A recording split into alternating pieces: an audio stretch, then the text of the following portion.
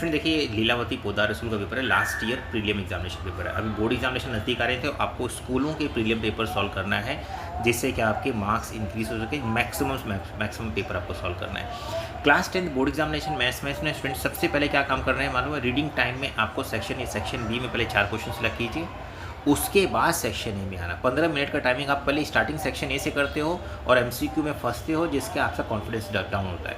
हमेशा पहले section B के 4 क्वेश्चन चूज़ कर लो जो आपको करने हैं, फिर सेक्शन ए में एमसीक्यू पे आओ। चलिए मैं सेक्शन ए के कुछ एमसीक्यू आपको सामने सॉल्व करता हूँ। अगर आपको कुछ डाउट रहे तो प्लीज़ कमेंट कीजिए। देखिए स्टूडेंट, पहला क्वेश्चन है कि SGST paid by the customer to the shopkeeper. Article का प्राइस है 500 रुपीज़ और SGST मेरा 15 रुपीज़ है। SGST GST का आधा होता है, तो मतलब GST कितना हो गया? GST मेरा 30 रुपीज़ हो गया। अब GST 30 रुपीज़ है, GST का परसेंटेज अब यहाँ पे मुझे फाइंड करना है द रेट ऑफ GST। तो GST का परसेंटेज मान लीजिए X परसेंटेज, तो X/100 हो गया और GST मेरा 30 रुपीज़ हो गया, इनटू जो मेरा प्राइस है वो 500 रुपीज़। तो अब इसको जब सॉल्व करेंगे तो ये 2 जीरो कैंसिल हो गया, डिवाइड बाय 5 करेंगे 30 को, तो 6% आएगा। तो ये 6% आपका आंसर है। जहाँ पर आंसर टिक भी है, पर फिर कैसे आए आपको क्लियर हो गया होगा। देखिए next question, which of the following points are invariant. Invariant point क्या होता है स्टूडेंट्स? इनवेरिएंट पॉइंट जैसे एक्स पे जितने भी पॉइंट्स रहेंगे, अगर रिफ्लेक्शन विद एक्स एक्सिस है, this set to be invariant. मतलब कि जिस एक्सिस से हम रिफ्लेक्शन कर रहे हैं और पॉइंट की पोजीशन चेंज नहीं हो रही है, तो उस एक्सिस के सारे पॉइंट इनवेरिएंट कहलाते हैं।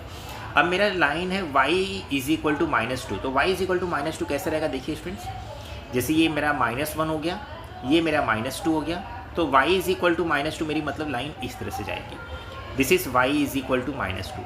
अब यहाँ पे इस लाइन पे जितने भी y का वैल्यू -2 है, that is set to be invariant. अब देखिए यहाँ पे कौन कौन से पॉइंट दे रखे हैं। देखिए यहाँ पे y का वैल्यू -2 सिर्फ इसमें दे रखा है, D में, मतलब 3, -2, तो y का वैल्यू -2, तो this point is set to be invariant. I hope student ये भी क्लियर होगा। देखिए थर्ड क्वेश्चन क्या दिया हुआ है? 7y = ax + 7, ये 2 इक्वेशन है। स्लोप्स मेरे लाइन्स पैरेलल, लाइन्स अगर पैरेलल है तो स्लोप्स इक्वल हो जाएंगे, m1 = m2। अब यहाँ पे मेरा स्लोप निकालने के लिए अगर दोनों इक्वेशन है तो आपका x और y एक तरफ कर लो, तो ये हो जाएगा आपका 7y - ax। तो 7y - ax, या तो फिर दूसरा मेथड आपका y = mx + c, तो m आपका स्लोप हो जाएगा। इस मेथड से कर सकते हो। तो यहाँ पे अगर मैं y = mx करता हूँ तो 7 नीचे लूँगा तो a/7, तो मेरा स्लोप ये हो गया a/7, एक स्लोप हो गया। दूसरा इधर y = ये 3/2 एंड -x/2, तो -1/2। अब यहाँ पे -1/2, तो what is my a is -7/2। Okay students, देखिए अभी ये 3 क्वेश्चन हमारे हो गए। अभी चलते हैं आगे। देखिए नेक्स्ट क्वेश्चन में student, Ravi deposit 400 rupees per month in recurring deposit account for 18 month के लिए, qualifying sum money for calculation interest. मतलब कि आपको कौन सा मनी क्वालिफाई मनी है जिसके ऊपर इंटरेस्ट कैलकुलेट हो रहा है। तो ये स्टूडेंट ना टोटल प्रिंसिपल पूछा, मतलब कि नंबर ऑफ मंथ 18 है और तो मेरा प्रिंसिपल ऑफ 1 मंथ 400 है। तो यहाँ पे आपको NP मतलब मल्टीप्लाई कर लो, 18 4 जा 72, 7200। स्टूडेंट जो ये क्वेश्चन है ना, ये क्वेश्चन एक्चुअली ये क्वेश्चन आपके पोर्शंस में नहीं है, क्योंकि ये क्वेश्चन ना डायरेक्ट और इन्वर्स वेरिएशन पे डिपेंड्स है। डायरेक्ट और इन्वर्स वेरिएशन पे डिपेंड्स है, मतलब ये आपका रेट 2/4, तो डायरेक्ट और इन्वर्स वेरिएशन हमारे पास ये नहीं है, तो इसको नहीं करते हैं। देखिए नेक्स्ट क्वेश्चन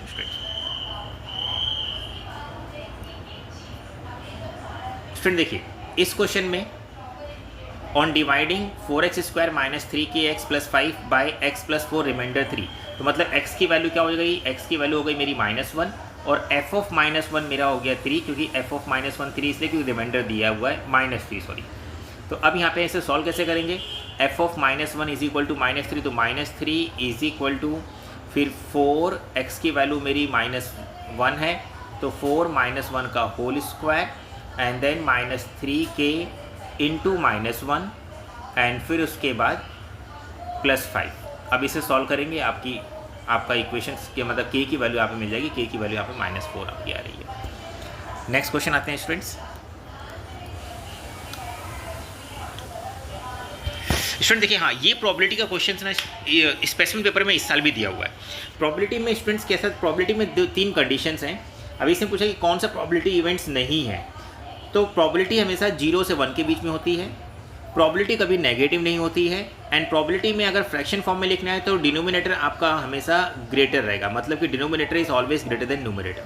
तो इस कंडीशन में 0.01 मतलब 1/100, 1/100 मतलब डिनोमिनेटर बड़ा है, 7% 7/100, और ये आपका डिनोमिनेटर बड़ा है, पर इसमें डिनोमिनेटर आपका देखिए डिनोमिनेटर छोटा है। ओके, तो मतलब this one is not a probability number. देखिए स्टूडेंट, इसमें क्या दे रखा है, ये क्वेश्चन भी काफ़ी अच्छा क्वेश्चन है। इसमें क्या दे रखा है कि आपको कौन सा मल्टीपल पॉसिबल नहीं है। ये इसका ऑर्डर 2 × 2 है, इसका ऑर्डर आपका 2 × 1 है। तो अब मेरा मल्टीपल पॉसिबल कब रहेगा, जब column of first matrix and row of second matrix are equal. तो मतलब a × b पॉसिबल है, a × b पॉसिबल है, a² तो पॉसिबल रहेगा क्योंकि 2 × 2 × 2 दो मैट्रिक्स, a² पॉसिबल रहेगा। यहाँ पे b² पॉसिबल है कि नहीं ये चेक करो, 5 भी तो पॉसिबल है क्योंकि मल्टीप्लाई नंबर है। तो यहाँ पे b² का पॉसिबल नहीं क्योंकि b² में क्या है 2 × 1 और 2 × 1, तो आपका 1 × 2 इक्वल नहीं रहेगा। देखिए स्टूडेंट, ये क्वेश्चंस में, इस क्वेश्चन में मुझे x की वैल्यू फाइंड करनी है। ये एंगल 35 है, तो आपका ये एंगल भी 35 हो जाएगा। क्यों? क्योंकि एंगल इंस्क्राइबिंग सेम आर, और आपका फिर ये AC डायमीटर, तो ये एंगल आपका 90 डिग्री। तो ये 35 90, तो x क्या हो जाएगा आपका 180 माइनस 35 माइनस 90, तो आपका x की वैल्यू 55 डिग्री आएगी। आई होप स्टूडेंट्स ये क्लियर होंगे सारे MCQ। अगर कुछ डाउट है तो प्लीज़ कमेंट कीजिए। देखिए स्टूडेंट्स, नेक्स्ट क्वेश्चन पे इसमें अरेंज किया गया असेंडिंग ऑर्डर में। If the mean of the observation, mean क्या रहेगा, addition of this number plus x divide by 6 is equal to median. Median क्या, क्योंकि ये नंबर आपका इवन नंबर है, दो, हाँ इवन नंबर का क्या होगा आपका 3rd term plus 4 term divide by 2। यहाँ पे 3rd टर्म आपका 10 है, 4 टर्म आपका 12 है, तो 10 + 12 डिवाइड बाय 2, और इधर आपका sum of all observation divide by 6 and plus x। आप इसे सॉल्व करके x की वैल्यू फाइंड आउट कर सकते हो। x की वैल्यू 17 आएगी यहाँ पे। 1 + 10² इज sec², और sec² a। 1 + sin a, 1 - sin a आपका क्या हो जाएगा 1 - sin², एंड 1 - sin² होता है इंटू cos²। तो sec² इंटू cos² आपका 1 हो जाता है। तो आपका आंसर यहाँ पे C1 आ रहा है। स्टूडेंट देखिए नेक्स्ट क्वेश्चन नंबर 12। इस क्वेश्चन में स्टूडेंट सिमिलरिटी का मेथड यूज़ करना है। मतलब कि ये दोनों ट्रायंगल सिमिलर हैं, तो रेशियो ऑफ साइड के हिसाब से आपको करना पड़ेगा। रेशियो ऑफ साइड्स क्या हो जाएगी यहाँ पे, ट्रायंगल कौन सा सिमिलर है, triangle AOB is similar to triangle COD। आप रेशियो ऑफ साइड लिख लीजिए, क्रॉस मल्टीप्लाई कीजिए, आपको आंसर आ जाएगा स्टूडेंट्स इसमें। देखिए नेक्स्ट क्वेश्चन में यहाँ पे x बिलोंग्स टू 1 to 10। अब मेरा 3x - 11 लेस देन x, तो हम क्या करते हैं x को इधर लेते हैं और -11 को उस तरफ लेंगे, तो क्या हो जाएगा मेरा ये 2x is equal less than 11, तो x मेरा 5.5। 5.5 मतलब कि मेरे 5 तक, मतलब कि 5.5 से छोटे नंबर, तो 1 से लेके 5 तक सारे नंबर आ जाएंगे। स्टूडेंट इस क्वेश्चन में इफ द 60 रुपीज़ का आपका नॉमिनल वैल्यू 20% प्रीमियम है, तो 20% 60 रुपीज़ का होता है 12 रुपया, तो मेरा मार्केट वैल्यू कितना हो जाएगा 72। अब मार्केट वैल्यू मेरा 72 हो गया, ₹72। तो फाइंड द इन्वेस्टेड अमाउंट, और 320 शेयर्स है, तो मल्टीप्लाई कर लो 72 × 320।